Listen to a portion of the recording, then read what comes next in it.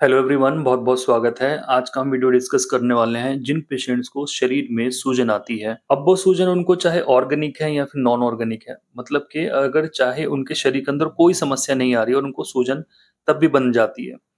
अब मेन चीज़ हम यहाँ पे क्या देखते हैं ना कि इस तरह का पेशेंट जब आता है तो हम उनसे पूछते हैं यूरिन, पेशाब उनको कैसा आता है? तो वो बताते हैं, "भई डॉक्टर साहब हमें पेशाब कम आ रहा है जिसकी वज़ह से हमें सूजन आ रही है।" उनको ये भी पता रहता है कि अगर हमें खुल के पेशाब आएगा तो हमारी सूजन ठीक हो जाएगी या फिर हमें खुल के पसीना आना शुरू हो जाएगा, रेस्पिरेशन, स्वेटिंग होगी तो हमारी जो सूजन है वो कम हो जाएगी। और ये जो सूजन है ये पेशेंट को कंटिन्यू भी बन सकती है या फिर कभी-कभी भी बन सकती है। तो सिंपल सी मतलब है कि पेशेंट जहाँ पे ड्रॉप्सी वाली कंडीशन में है, अब सूजन उसके हेड टू फुट कहीं पर भी सूजन आ रही है या फिर पूरे शरीर में सूजन आ रही है। अब देखते हैं पेशेंट की ड्रॉप्सी वाली कंडीशन है, पेशेंट को एसाइटिस है, मतलब कि पेशेंट का पेट फूला हुआ है, पेट के अंदर पानी भरा हुआ है। डाइजेस्टिव कंप्लेंट्स पेशेंट को रहती है और एक ब्राइट डिजीज रहती है। ब्राइट डिजीज एक तरह की जो ब्राइट डिजीज है, इसकी टर्म नेफ्राइटिस या आप इसको मानिए कि किडनीज में इन्फ्लेमेशन या इन्फेक्शन वगैरह हुआ है, जिसकी वजह से उसके फंक्शंस गड़बड़ हुए हैं, जिसकी वजह से पेशेंट को यूरिन कम आ रहा है, जीएफआर कम हो चुका है, उसकी वजह से पेशेंट को प्रॉब्लम हो रही है। तो सिंपल सा आम भाषा में हम इसको बोल सकते हैं, बिल्कुल सिंपलेस्ट लैंग्वेज में हम इसको बोल सकते हैं कि कोई ऐसा पेशेंट जिसको सूजन आती है, चाहे उसके अंदर कोई बीमारी है या फिर बीमारी नहीं है।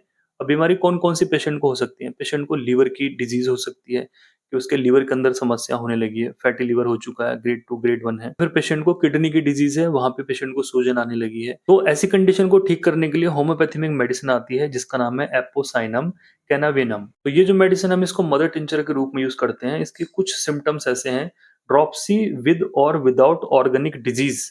इसका सिंपल मतलब यही है जो मैंने आपको बताया कि भई चाहे आपको ऑर्गेनिक डिजीज़ है या फिर नहीं है। Swelling of every part of the body, आपके शरीर में हेड टू फुट कहीं पर भी सूजन आ सकती है। मोस्टली हम सूजन देखते हैं चेहरे पे, आँखों के नीचे या फिर जहाँ जो हमारा एंकल जॉइंट है वहाँ पे सूजन ज़्यादा देखने को मिलती है।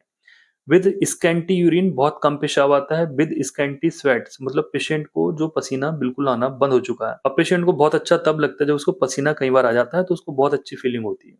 तो इसके सिम्पटम्स देखने को मिलते हैं। कुछ डाइजेस्टिव कंप्लेंट्स मिलती हैं जैसे कि nausea, vomiting, drowsiness, breathing difficulties, तो ये सारी जो प्रॉब्लम है, कई बार पेशेंट के अंदर ये सिम्पटम्स देखने को मिलते हैं। तो कोई ऐसा पेशेंट जिसको लिवर की समस्या है या किडनी की समस्या है और पेशेंट को इस तरह के सिम्पटम्स उसके शरीर में आ रहे हैं, तो वहाँ पे हम इस मदर टिंचर को यूज़ करते हैं। मदर टिंचर फॉर्म में यूज़ करते हैं। आप इसका मदर टिंचर लाइए, ये एक होम्योपैथिक मेडिसिन है। इसकी 10 से 15 ड्रॉप लीजिए और दिन में 2 बार, या समस्या ज़्यादा है तो आप इसको 3 बार भी लीजिए।